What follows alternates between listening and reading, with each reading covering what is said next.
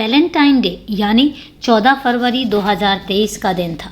नालासोपारा मुंबई इलाके में भी इस तरह अच्छी खासी चहल पहल थी। लोग रोज़मर्रा के कामों में व्यस्त थे।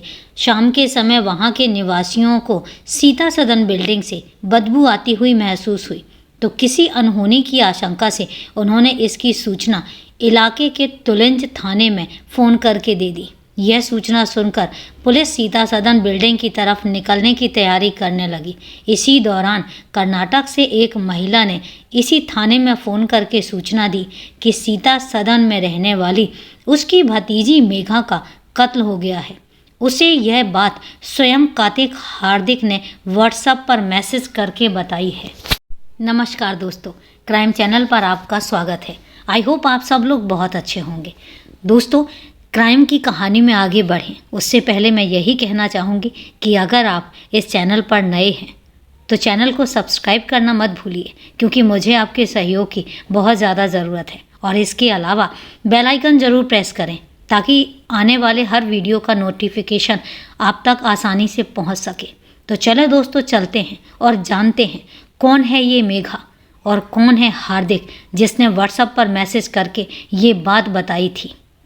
कुछ देर पहले पुलिस सीता सदन में ही बदबू आने की कॉल मिली थी।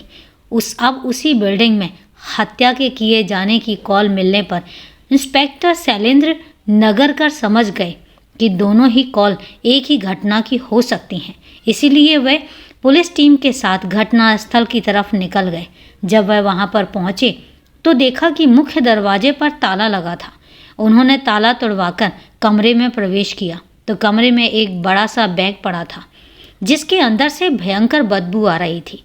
बेड का बॉक्स खोला गया तो उसके अंदर सड़ी गली हालत में एक महिला की लाश मिली।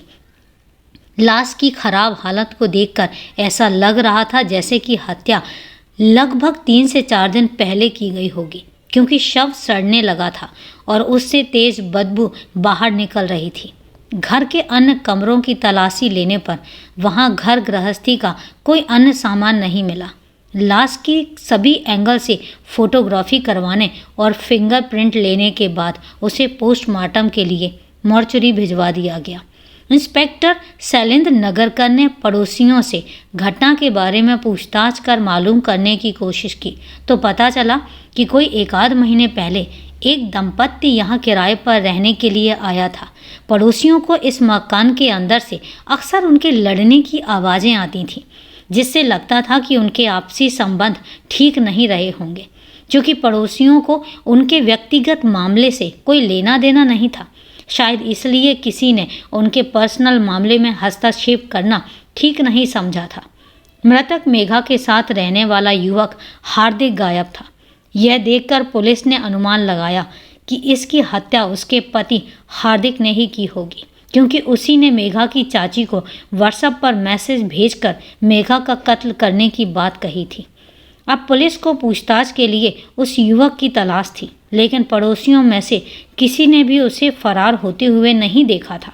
आखिरकार मकान मालिक और रियल एस्टेट एजेंट को बुलाकर इसमें रहने वाले युवक के बारे में पूछताछ की गई। इस जांच में केवल इतना पता लगा कि युवक का नाम हार्दिक शाह और महिला का नाम मेघा धन सिंह सोरवी था। लेकिन पूछताछ में सबसे अच्छी बात यह हुई कि पुलिस को मकान मालिक से हार्दिक का मोबाइल नंबर मिल गया था। सीता सदन को सील कर इंस्पेक्टर शैलेंद्र नगरकर की टीम वापस थाने लौट गई। उसी रात यानी 14 फरवरी 2023 को मेघा की हत्या का मामला दर्ज कर लिया गया। मोबाइल फ़ोन से मिला सुराग। मामला दर्ज करने के बाद पुलिस आरोपी हार्दिक की तलाश में जी जान से लग गई। इंस्पेक्टर शैलेंद्र ने अपनी टीम को घर के आसपास लगे सीसीटीवी की फुटेज खंगालने का आदेश दिया। साथ ही आरोपी हार्दिक के मोबाइल नंबर को सर्विलांस पर लगाकर उसकी लोकेशन को ट्रेस करना शुरू किया। तो 12 फरवरी को उसके ट्रेन द्वारा मुंबई से राजस्थान के लिए रवाना होने का पता चला। इस वक्त वह ट्रेन में सवार था। इंस्पेक्टर शैलेंद्र ने मुंबई के मीरा भयंकर वसई विरार की अपराध शाखा और मध्य प्रदेश के नागदा स्थित आरपीएफ पुलिस को आरोपी के बारे में सूचित कर दिया।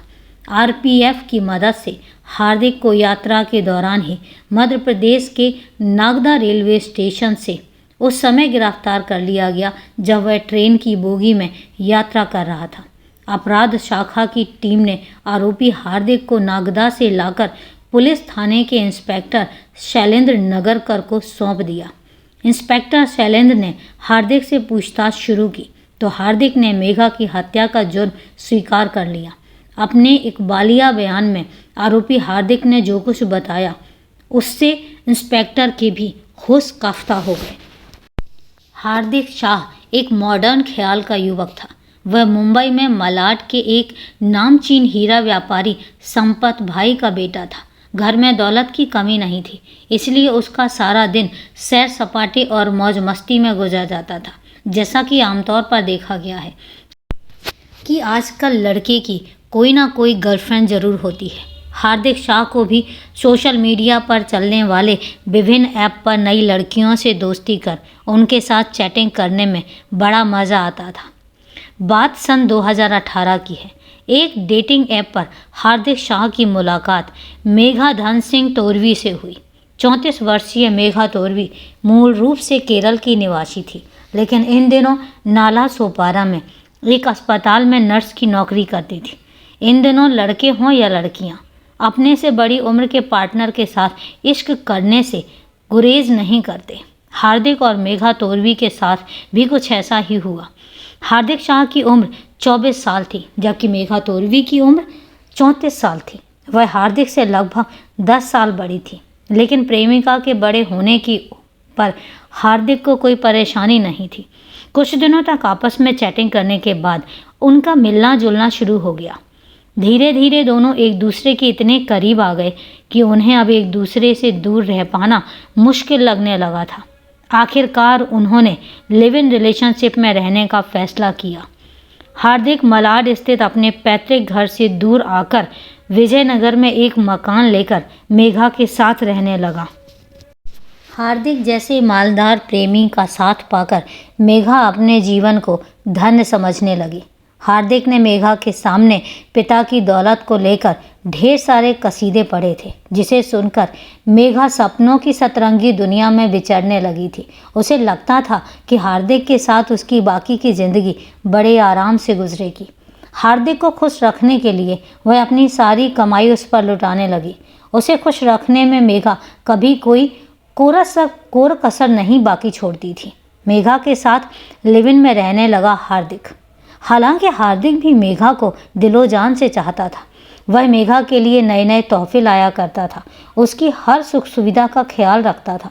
मेघा जब नौकरी के लिए जाती तो वह उसे छोड़ने के लिए छुट्टी के समय उसे लेने भी जाता था।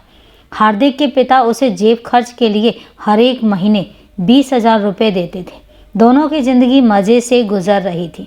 तभी 2019 के मार्च महीने में कोरोना फैलने के डर से पूरे देश में लॉकडाउन लगा दिया गया। इस लॉकडाउन से लोगों के काम धंधे छूट गए। हार्दिक और मेघा भी इससे बच नहीं सके और उनकी भी ज़िंदगी में परेशानी आ गई। कुछ दिनों के बाद हार्दिक ने फिर से डेटा कलेक्शन का काम करके घर की स्थिति को संभाल लिया। 2022 में जब देश में लॉकडाउन हटाने की घोषणा हुई तो मुंबई का जनजीवन सामान्य होने लगा। इसके बाद जब हालात ठीक हो गए तो मेघा ने फिर से अपनी नौकरी पर जाना शुरू कर दिया। उनके घर में खुशियां पहले से बहाल हो गई। सब कुछ ठीक ही चल रहा था। हार्दिक बीच बीच में मलाड स्थित अपने पिता के घर भी चला जाता था। अभी तक हार्दिक ने अपने घर में मेघा के साथ रहने वाली बात नहीं बताई थी। उसे मालूम था कि उसके पिता मेघा को अपने घर की बहू के रूप में कभी स्वीकार नहीं करेंगे। एक बार किसी काम में हार्दिक ने पिता के 40 लाख रुपए गंवा दिए। इससे उसके पिता बहुत नाराज़ हुए। करीब 8 महीने बाद अगस्त में हार्दिक ने मेघा से शादी कर ली और विजयनगर से नाला सोपारा के सीता सदन में रहने चला आया। यहाँ हार्दिक और मेघा ने लोगों को यही बताया कि वे पति पत्नी हैं। अभी दोनों को यहाँ रहते हुए कुछ ही समय गुजरा था। हार्दिक के पिता को बेटे के मेघा के साथ रहने की जानकारी हुई तो वह उससे इस कदर नाराज हुए कि उन्होंने हार्दिक को अपनी पूरी जायदाद से हमेशा के लिए बेदखल कर दिया। इसके साथ उन्होंने हार्दिक को महीने मिलने वाला 20,000 रुपये भी देना बंद कर दिया। मेघा की कमाई पर करने लगा ऐश। पिता द्वारा उठाए इस सख्त कदम से हार्दिक की आर्थिक स्थिति खराब हो रखी थी। दरअसल अभी तक वह पिता की दौलत पर ही ऐश कर रहा था, लेकिन अब जब पिता ने उसकी हरकतों से तंग आकर उसे बेदखल किया तो अपने पैर पर खड़े होने की बजाय वह मेघा की कमाई पर ऐश करने लगा। उसे लगता था कि मेघा उससे बेरोजगार पड़े रहने पर कुछ नहीं कहेगी। पहले तो मेघा ने उसे समझाया बुझाकर अपने योग्य कोई ढंग का काम ढूंढने और नौकरी तलाशने की सुझाव दिया, पर मेघा की बात पर हार्दिक ने रत्ती भर भी ध्यान नहीं दिया। वह मेघा की कमाई पर ऐश करने लगा, जिससे मेघा को घर का खर्च पूरा करने में परेशानी होने लगी। हार्दिक के हाथ पर हाथ रखकर बैठे रहने से घर चलाने की पूरी जिम्मेदारी मेघा के नाजुक कंधों पर आ गई। रुपए पैसे की किल्लत के कारण उनके घरों में क्लेश होने लगा। हार्दिक मामले की नज़ाकत को नहीं समझा और मेघा के पैसों पर ऐश करना उसने जारी रखा। आखिर में 11 और 12 फरवरी 2023 की रात हार्दिक के बेरोजगार रहने को लेकर बात बढ़ जाने पर हार्दिक अपना आपा खो बैठा और तौलिए से मेघा का गला घोंटकर उसको मार डाला। मेघा की लाश को छिपाने के लिए उसने उसकी लाश बिस्तर में लपेटकर बेड के बॉक्स में डाल दी। पुलिस द्वारा पकड़े जाने से बचने के लिए वह यहाँ से बहुत दूर चला जाना चाहता था, लेकिन उसके पास पैसे नहीं थे। इसलिए अगले दिन उसने घर के सभी महंगे सामान पर सस्ते कीमत में बेच दिए और रुपए इकट्ठा किए। 12 फरवरी को फरार होने से पहले हार्दिक ने कर्नाटक में रहने वाली मेघा की चाची को फ़ोन करके बता दिया कि रोज़ रोज़ के झगड़ों से तंग आकर उसने मेघा की हत्या कर दी है और उसकी लाश बेड के बॉक्स में छुपा दी है। अब वह आत्महत्या करने हरिद्वार जा रहा है। इसके बाद वह घर के दरवाजे पर ताला लगाकर रेलवे स्टेशन पर पहुंच गया। वहां से उसने राजस्थान जाने के लिए ट्रेन पकड़ी, मगर पुलिस ने 15 फरवरी 2023 को बीच रास्ते से ही उसे गिरफ्तार कर लिया। उसे मुंबई के बसई की अदालत में पेश किया गया, जहां उसे 21 फरवरी 2023 तक के लिए पुलिस कस्टडी में भेज दिया गया। तो इस तरीके से एक प्रेम कहानी का अंत हुआ और इस तरीके से एक लड़की को अपनी जान गंवानी पड़ी। तो दोस्तों, ये थी पूरी कहानी। अब कहानी के बारे में आपकी क्या राय है, कमेंट करके ज़रूर बताएं। तो चलिए दोस्तों, मिलते हैं फिर कल एक नई कहानी में। तब तक के लिए सेफ रहें, सुरक्षित रहें और अपना ध्यान रखें।